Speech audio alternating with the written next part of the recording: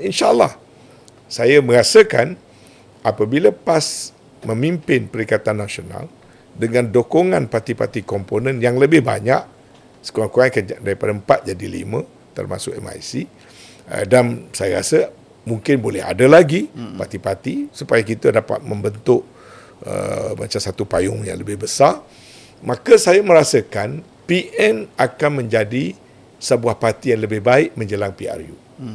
Jadi dalam masa 3-4 bulan ini, kita kena berjiwa besar, kita kena ambil sikap yang terbuka, jangan pakai kaedah-kaedah yang lama, sebab politik coexist itu perlu diterjemahkan dalam PN. Kalau dulu satu parti tak suka, dia kena veto, orang lain tak boleh masuk.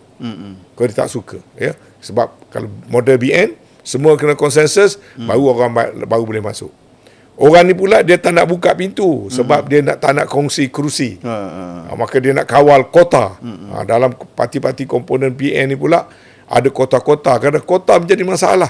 Dah tahu dah calon tu tak boleh menang. Dah tahu dah parti tu tak boleh menang. Kerana kota letak juga kalah pilihan raya. Tempat dah tahu tak boleh letak calon MCA kerana kota, misalnya MCA MIC claim, dia juga nak bertanding, akhirnya kalah. Jadi ini tidak akan diulangi oleh Perikatan Nasional. Perikatan Nasional harus ada satu badan, sebagai satu politik yang fungsional. Kemudian bila berhadapan dengan pilihan raya, kita akan tengok daripada pilihan raya ke pilihan raya. Setiap pilihan raya berubah, setiap pilihan raya berbeza.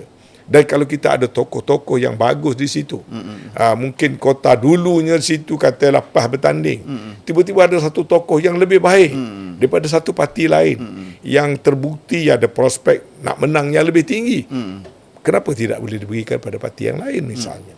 Jadi inilah yang saya jangkalah, yang saya menjangkakan akan berlaku, di mana PN secara bersama dengan parti-parti komponen akan direkayasakan supaya dia menjadi satu coalition parti gabungan yang unik, yang pertama dalam negara kita, dan yang pentingnya dia mempunyai dasar-dasar asas yang boleh diterima oleh semua kaum.